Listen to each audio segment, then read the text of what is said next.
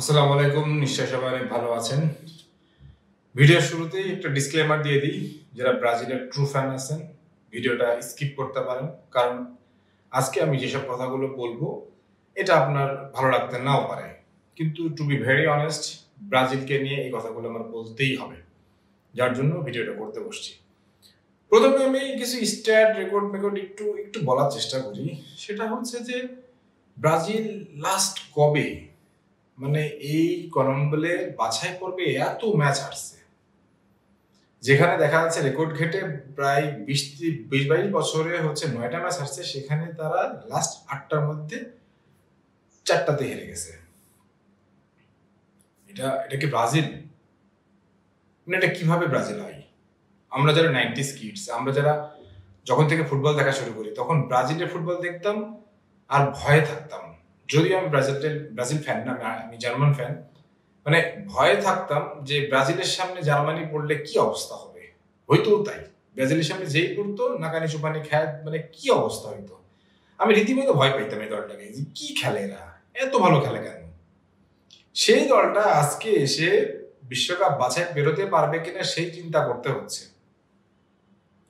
Just মানে beyond thinking, আমার চিন্তার বাইরে। আমি চিন্তাও করতে পারতেছি না যে এতটা দুর্ধর্ষ দল, এতটা মানে কি বলবে, খেলায় এতটা মানে নিবেদিত দল এত বাজে হয়ে গেল কিভাবে। এখন অনেকে আমাকে বলবেন ভাই ঘুরে দাঁড়াবে ঘুরে দাঁড়াবে, কত ঘুরে দাঁড়াবে? আমি তো ভিডিও করে যাচ্ছি লাস্ট 1 বছর ধরে, এই ভিডিও করে যাচ্ছি ঘুরে দাঁড়াবে, ঘুরে তো দাঁড়াতে পারতেছে না। কোচ ডরিফাল জুনিয়রের যে স্ট্যাটিস্টিক্যাল মানে অ্যানালাইসিস দিয়ে খেলান, আমার কাছে মনে হয় উনি সম্ভবত স্ট্যাটিক্যাল অ্যানালাইসিসটা পারেন না। সম্ভবত উনি পেপ গার্ডিওলা না, সম্ভবত উনি কার্লোস আনচেলত্তি না, সম্ভবত উনি ইয়র্গেন ক্লপ না, সম্ভবত উনি না। যদি হইতেন তাহলে ব্রাজিলের এই অবস্থা হয় না। মানে কি মানে কি খেললো মানে বুঝলাম না, এত মিস পাসের মহড়া, তারপর আবার ওদিকে শুধু কি back pass, mid to back pass, mid to back pass. এইভাবে ফুটবল হয় কিনা আমার জানা নেই। যাও পাকুয়েটা মানে কি করলো, কি খেললো বুঝলাম না। মার্কো পিএসজির, আমার কাছে মনে হয় পিএসজির খেলো, ব্রাজিলের না। ভিনিকে নিয়ে কথা বলা যায়, কিন্তু ভিনি লাস্ট একটা কথা বলবো যে ট্রাই করে, পারে না। আর এন্ড্রিকে দেখলাম যে শুধু গড়াগড়ি খাচ্ছে। আর রদ্রিগো তো মানে যত সুবর্ণ সুযোগ মিস করছে, কালকে 2টা সুবর্ণ সুযোগ মিস করছে, বিশেষ করে প্রথম হাফের একটা মিস আমার কাছে মনে হয়েছে জাস্ট 12-র উপর দিয়ে মারছে। ওই জায়গাটায় এইরকম ফিনিশিং কখনোই হয় না। দেখেন প্যারাগুয়ে যেটা করছে, প্যারাগুয়ে তাকে নিয়ে অ্যানালাইসিস করছে, মানে ব্রাজিলকে নিয়ে অ্যানালাইসিসটা কিভাবে করছে, তারা চিন্তা করছে যে তারা এত সলিড ডিফেন্স করবে যে তারা ব্রাজিলের অ্যাটাককে একেবারে ফ্রাস্ট্রেটেড করে দিবে, এবং ফ্রাস্ট্রেটেড করে দিলে ভুল করবে, ভুলে তারা কাউন্টার অ্যাটাক করবে, এবং এই ধরনের খেলাই হয়েছে কালকে। ব্রাজিল 70+ বল পজিশন রাখছে, কিন্তু গোল শট নিছে মাত্র মনে হয় 9টা, 3টা তাও হচ্ছে অন টার্গেট ছিল। হাসবো না কানবো বুঝতেছি না। আমি জানি এই কথাগুলো শোনার পর অনেক ব্রাজিল ফ্যান খুব কষ্ট পাচ্ছেন, রাগ হচ্ছেন। ভাই একটা জিনিস বলতেছি, আপনার দল, রাগ হেন না, কিন্তু বাস্তবতা বোঝার চেষ্টা করেন। আপনার দল সেই দল নাই। আপনার দল বিশ্বকাপ বাছাই খেলে যেতে আমার কাছে মনে হচ্ছে ঘাম ছুটে যাবে, এবং সেটা কঠিন হয়ে যাবে। শেষমেশ যদি উদ্ধারকর্তা হয়ে আসতে হয় তাকে, শেষমেশ ওই নেইমার, কাসিমিরো এদেরকে বোধহয় আনা লাগবে। দেখেন ভিনি রদ্রিগো কোথায় খেলে? রিয়াল মাদ্রিদে। রিয়াল মাদ্রিদের পেছনের মানে মেশিনে তার সাপ্লাই নেয় কার কাছ থেকে? টনি ক্রুজ, তারপরে হচ্ছে লুকা মডরিচ, এদের কাছ থেকে সাপ্লাই নেয়। এখানে এরকম হোল্ডিং মিডিয়াম কাউকে দেখি না। কেউ মানে সেই রকম একটা দুর্দান্ত ফ্লিক দিতে পারে না। ওই উল্টা দিকে গিয়ে প্যারাগুয়ে যে প্রথম গোলটা করছে, সিরিয়াসলি যে গোলের শটটা নিছে গোমেজ, এতটা কার্ভ করে সে, আপনি একটা জিনিস খেয়াল করে দেখবেন, ফুটেজটা খেয়াল করে দেখবেন যে সে বুটের ঠিক আপার হ্যান্ড আপার রাইট দিয়ে সে এতটা স্লিপারি কার্ভ নিছে যে সে খুব কনফিডেন্ট ছিল যে এই কার্ভটা নিলেই গোলটা হইতে পারে, কারণ ওই জায়গাটায় ম্যান মার্কিংটা যেভাবে ছিল তাতে ডিরেক্ট শটে গোল হইতো না। This is called finish.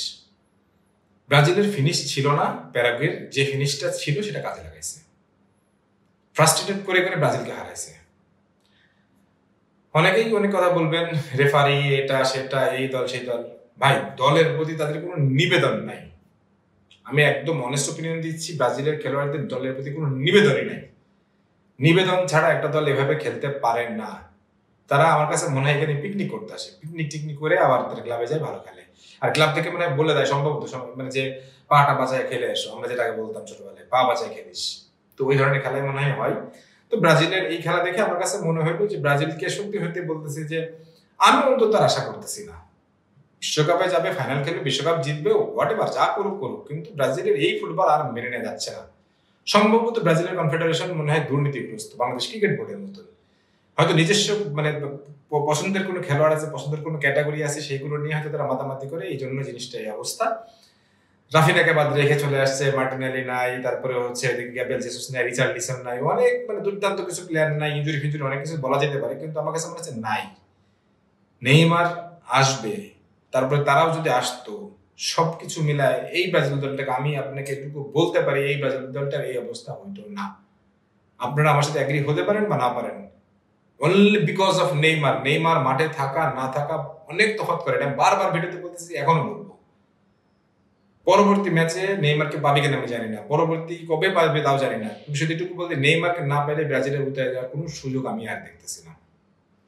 লাস্টের দিকে তাদের একটু খুশি হওয়ার সংবাদ দিতে পারি, সেটা হচ্ছে যে আর্জেন্টিনা হেরে গেছে কালকে কলম্বিয়ার কাছে।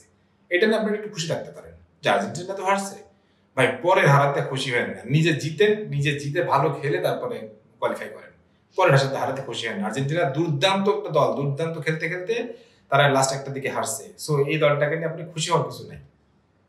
আপনারা কলম্বিয়ার কাছে হেরে গেছেন, তবে আপনাদেরকে শুধু এটুকু বলবো যে ব্রাজিল দলটাকে ঘুরে দাঁড়াতে গেলে তাদের নিবেদনটাকে ফেরত আসতে হবে, কনফেডারেশন দুর্নীতি ঠিক করতে হবে এবং ঠিক প্লেসে ঠিক খেলোয়াড়কে বাছাই করতে হবে।